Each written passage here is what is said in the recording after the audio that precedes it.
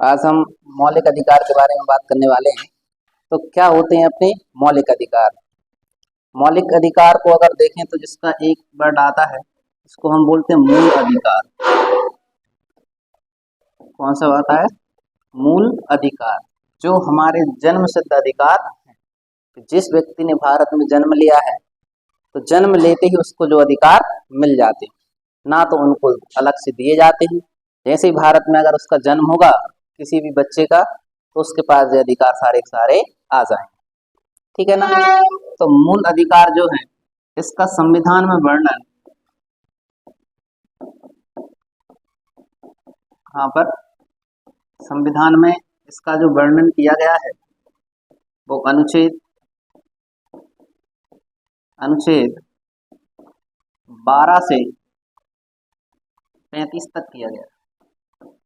कहाँ से कहाँ तक किया गया है? 12 से 35 तक किया गया है।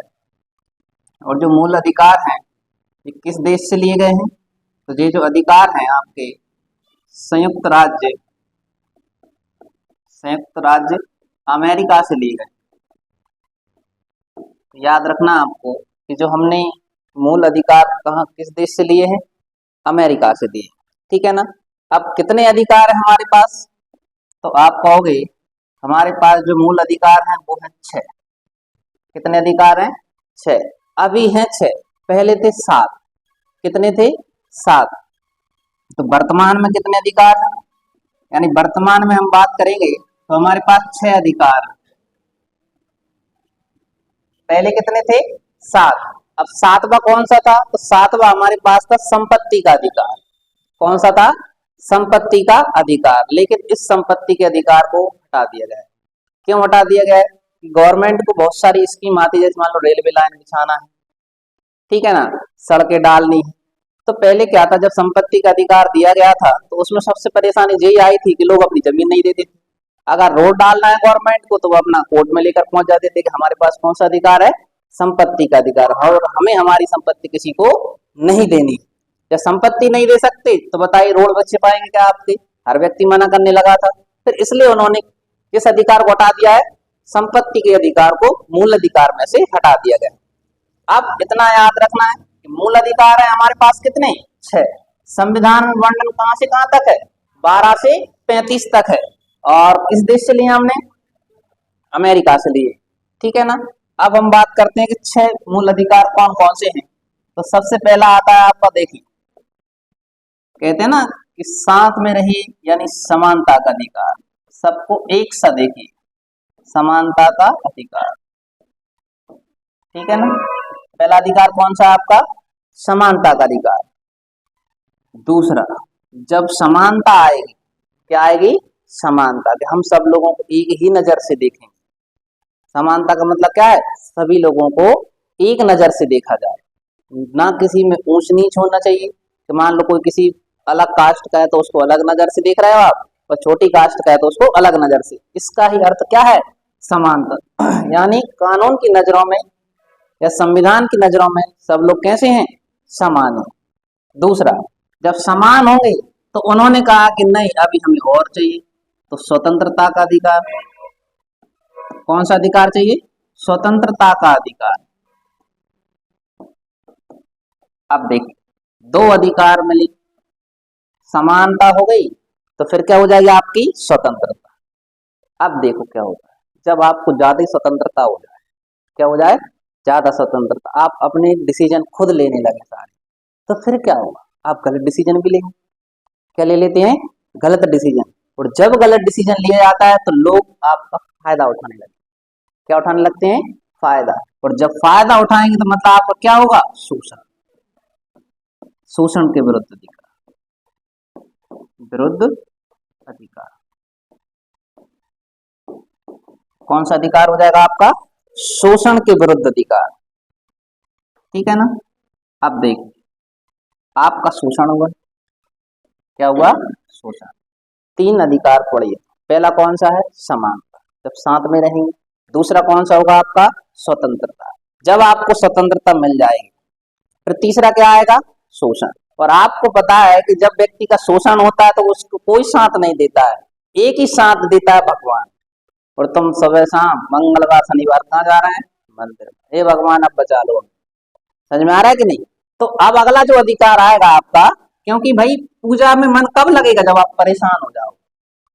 आपको पता है ना कि जब खुश रहते हैं तो अपन मंदिर जाते ही नहीं, दूसरी चीजों में इन्वॉल्व होते हैं, लेकिन जब परेशान हो जाएंगे तो ये कहीं दिखाएंगे जय हो बालाजी सरकार की।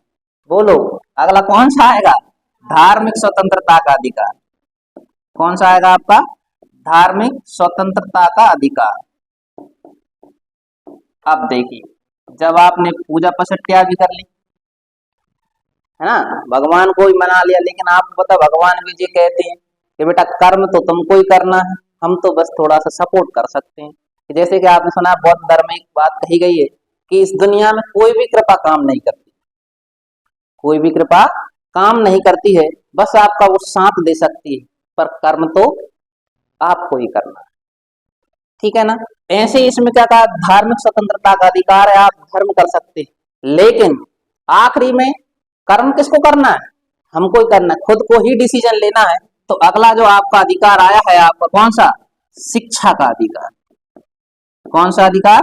शिक्षा का अधिकार। एक बात याद रखिए आप कि जब स्वतंत्रता मिली थी ना तो शोषण हुआ, जब शोषण हुआ तभी तो आप जाकर शिक्षित हुए। क्या आपको पता समाज में ऐसी भी चीजें देखने को मिलेंगी कि अगर हमें ज्यादा स्वतंत्र हो जाएंगे तो हम कैसे हो जाएंगे? परेशान हो जाएंगे। ठीक है ना? तो अगला अधिकार कौन सा आया अपना? शिक्षा का अधिकार। और जब शिक्षा का अधिकार आएगा आपका तो देखिए, जब शिक्षा हो जाएगी, आपका अगर शोषण हो रहा है तो आप लड़ने जाओगे। कहाँ लड़ने जाएंगे हम? कानून से, यानी हम सुप्रीम कोर्ट में जाएंगे। और आपका जो अगला अधिकार आएगा संवैधानिक संवैधानिक उपचारों का अधिकार। कौन सा अधिकार आ जाएगा आपका? संवैधानिक उपचारों का अधिकार। तो जी हमारे कितने अधिकार हो गए हैं? 6। इतना समझ में आया? रटना नहीं है, क्या नहीं करना? रटना नहीं है। पहला अधिकार कौन सा है? समानता। जब समानता होगी तो क्या चाहिए हमें? स्वतंत्रता। और जब स्वतंत्रता मिलेगी तो फिर क्या होगा? शोषण। जब शोषण हो जाएगा तो फिर हम कहाँ जाएंगे? मंदिरों में, मतलब धर्म करने जाएंगे। जब धर्म करेंगे भगवान भी कहते हैं पढ़ के आओ पहले। शिक्षा का अधिकार, जब शिक्षा मिल जाएगी तो ऑटोमेटिक हम हमारे हक की लड़ाई लड़ने लगेंगे। और हक की लड़ाई कहाँ मिलेगी आपकी? संवैधानिक उपचारों का अधिकार। इतना समझ में आया? अब इनका देख लेते हैं हम किसका वर्णन कहां से कहां तक है। तो सबसे पहले आता है समानता का अधिकार। कौन सा आता है? समानता का अधिकार। इसका जो वर्णन है अनुच्छेद 14 से लेकर 18 तक। कहां से कहां तक है? 14 से 18 तक। ठीक है ना? सेकंड जो आता है स्वतंत्रता का अधिकार। कौन सा आता है? स्वतंत्रता का अधिकार। इसका वर्णन कहां से कहां तक है? तो इसका आप बताओगे अनुच्छेद 19 से 22 तक आपको किसका देखने को मिलेगा? स्वतंत्रता का अधिकार। ठीक है ना? 2 अधिकार हो गए। देखिए पेपर में पूछ लेते हैं, बताइए कहां से कहां तक किस कौन सा अधिकार है, किस अनुच्छेद में देखने को मिलेंगे। ये इनकी अभी हम सीमाएं पढ़ रहे हैं, फिर इनके अंदर हम धीरे धीरे जाए। दूसरा हो गया आपका कौन सा? स्वतंत्रता का अधिकार। अब स्वतंत्रता मिली है तो शोषण कहां से हो रहा है आपका? 23 से लेकर 24 तक। तो अगला कौन सा अनुच्छेद हो जाएगा आपका? शोषण के विरुद्ध अधिकार कहां से कहां तक है आपका? अनुच्छेद 23 से लेकर 24। ठीक है ना? जहां क्या होगा? शोषण होगा 2 में। ठीक है ना? अब फिर अगली बात आती है कि धार्मिक स्वतंत्रता का अधिकार कहां तक है।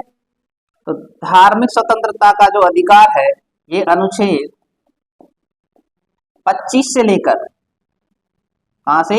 25 से लेकर 28 तक। अनुच्छेद 25 से लेकर 28 तक है। अब बात आती है कौन सा अधिकार आ गया आपके पास? शिक्षा का अधिकार। कौन सा आ रहा है आपका? शिक्षा या संस्कृति का अधिकार। देखिए इसी में जुड़ा रहेगा शिक्षा एवं संस्कृति का अधिकार जो है वो आपको कहां तक पहुंच जाएगा? 29 से लेकर 30 तक। अनुच्छेद कहां से कहां तक है आपका? 29 से 30 तक। ठीक है ना? और लास्ट जो बचा है संवैधानिक उपचारों का अधिकार। संवैधानिक उपचारों का अधिकार ये है आपका अनुच्छेद 32। कहां से कहां तक है आपका? केवल अनुच्छेद 32। ये आपको इतने अनुच्छेद याद रखना, ठीक है ना। एक बार और देखिए आप, पहला कौन सा है, समानता का अधिकार, कहां से कहां तक है, 14 से 18 तक। दूसरा आता है स्वतंत्रता का अधिकार, 19 से लेकर 22 तक। तीसरा शोषण के विरुद्ध अधिकार, अनुच्छेद 23 से लेकर 24 तक। धार्मिक स्वतंत्रता का अधिकार, 25 से लेकर 28 तक। शिक्षा का अधिकार, 29 से लेकर 30 तक। संवैधानिक उपचारों का अधिकार, अनुच्छेद 32 तक। ये तो हमने केवल अभी उनका स्ट्रक्चर समझ लिया कि ये हमारे क्या मौलिक अधिकार, ठीक है ना। अब इनकी आप मांग कर सकते हैं। अब देखते हैं कि अंदर क्या क्या आता है, उनके बारे में अपन समझते हैं, ठीक है ना। तो सबसे पहले आप हेडिंग डाल लीजिए जिसका नाम है समानता का अधिकार। अब अपन कौन सा पढ़ते हैं, पहला समानता का अधिकार। समानता का अधिकार या जिसको समता का अधिकार भी कहते हैं।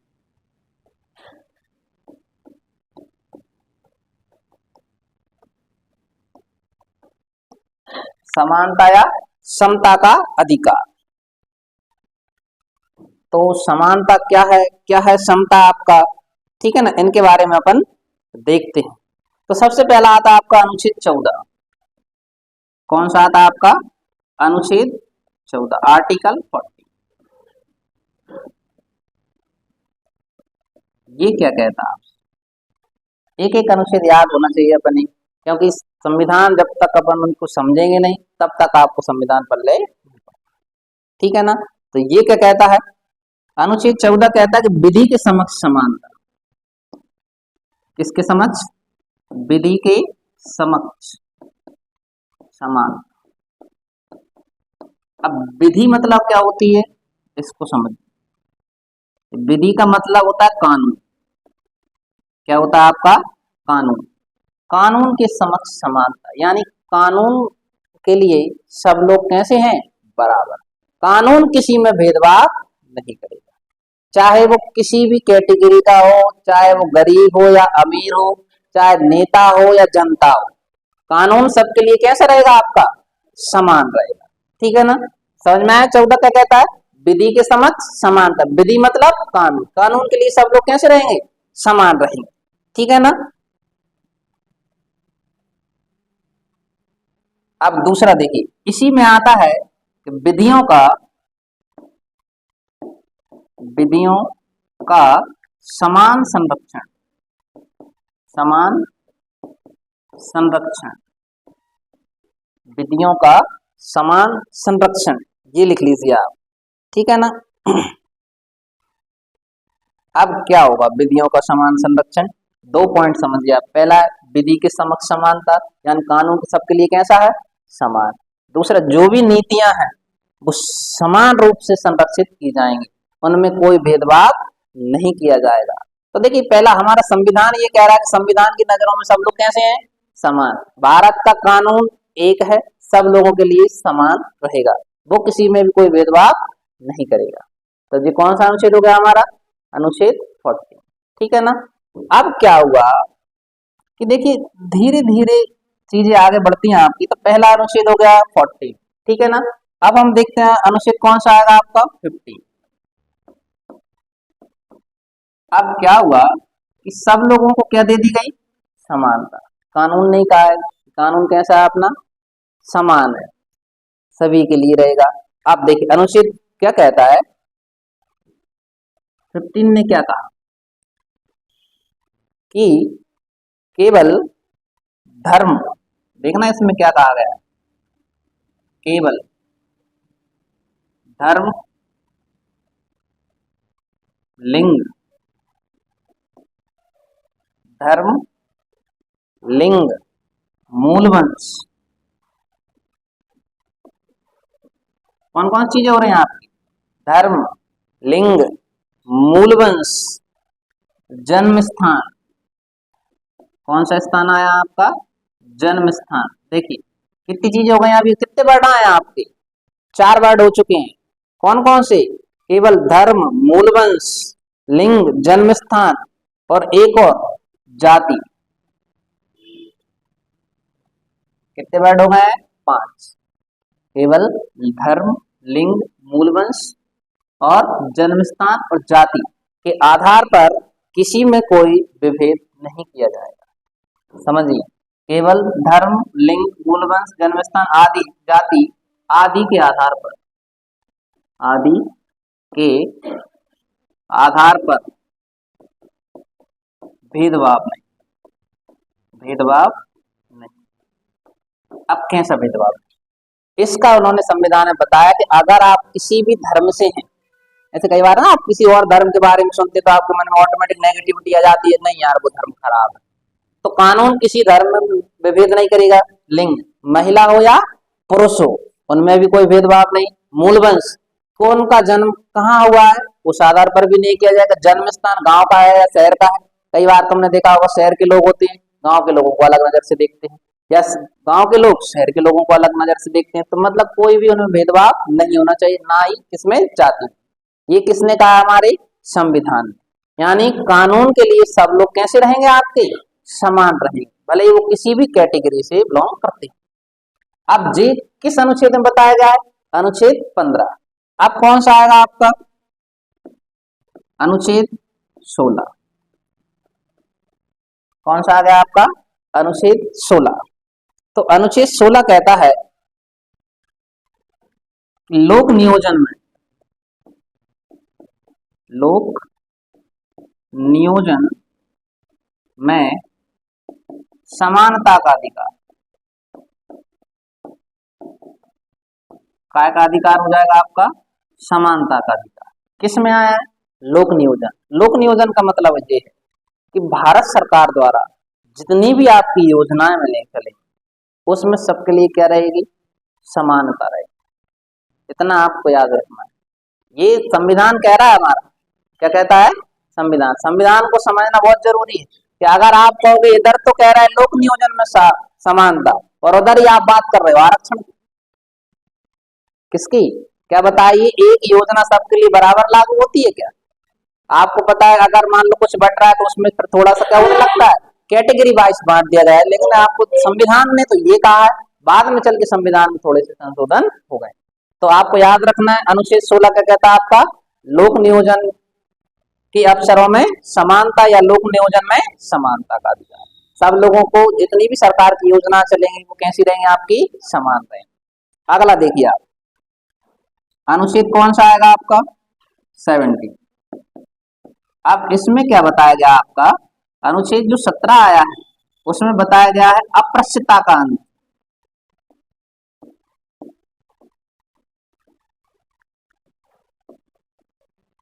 किसका अंत बताया गया है? अस्पृश्यता का अंत। देखिए थोड़ा सा अगर अपन इसको एक चीज से रिलेट करें कि देखिए सबसे पहले आपको क्या मिला था?